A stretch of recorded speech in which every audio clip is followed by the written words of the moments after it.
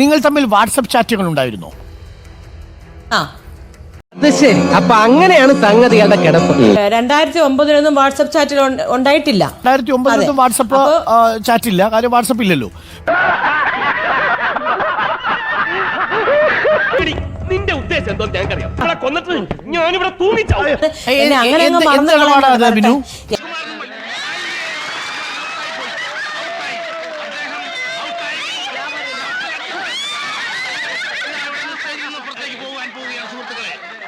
എന്നെ പണ്ട്